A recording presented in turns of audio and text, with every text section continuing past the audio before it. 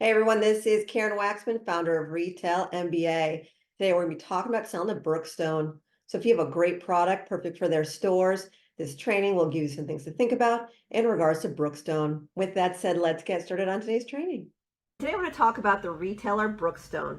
Now the reason I decided to create this particular video is because I teach tens of thousands of product companies across the globe on how to sell to retail chains, and Brookstone comes up a lot because I deal with a lot of inventors. I deal with a lot of people in lots of different categories like Amazon sellers and this and that. I work with a lot of different types of people, but inventors love Brookstone because if you've ever been to a Brookstone, they have the coolest gadgets. It's really interesting. The inventors seem to love it and they want their product in there. So they're always asking me about it. So that's why this video is created. So first of all, they have over 300 stores that they're responsible for. They're usually in high traffic areas. So they're usually in malls or certain areas where like a lot of people are. So if you get your product into a Brookstone, definitely exciting because a lot of people know about your product. It's an amazing opportunity for you to get product to that store if you have an invention. The problem with that store is that all inventors want their product in Brookstone, so there's just so much competition. So your product really has to be interesting, innovative, and unique. Also, they can do private label and all sorts of other things, but generally speaking, they don't have a lot of room in their stores.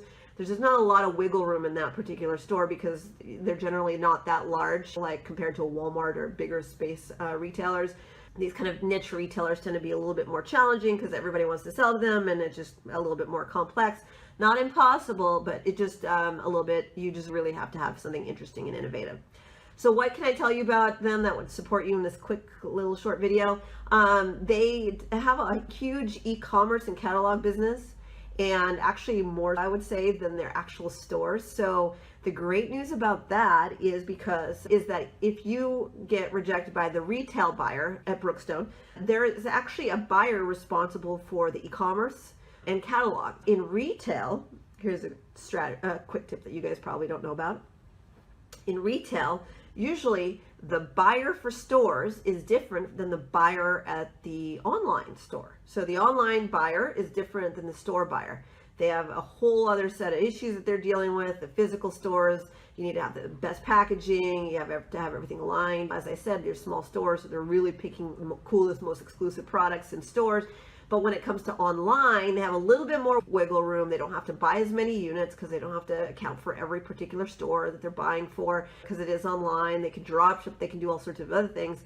Also, they can basically test more products out because there's not limited shelf space and so forth. So there is an online buyer for Brookstone. There's also a catalog buyer and so forth. And so if your product is great for photos, you might want to consider reaching out to the catalog and or online buyer first. Get your products there, do well, start generating revenue with them, and then they'd probably be more inclined to put your products in stores, and at least you can get started and start telling people that you got your product into Brookstone.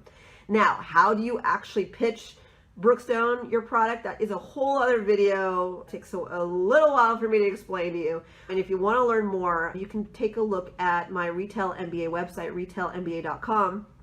I actually have a free training, really powerful, no fluff, on how to sell to retail chains. You just put in your email address at retailmba.com and then you can get access to that training series. Or if you want to just go after retail chains and you want someone to specifically tell you in a weekend everything you'll ever need to know about retail, you might want to take a look at my Retail MBA Training Program. In one weekend, I teach you everything there is to know about selling at retail chains, and you'll be able to go after stores next week. So either way, that's super powerful stuff. Keep learning before you reach out to these buyers because there is some finessing and things that you have to understand about selling to retailers.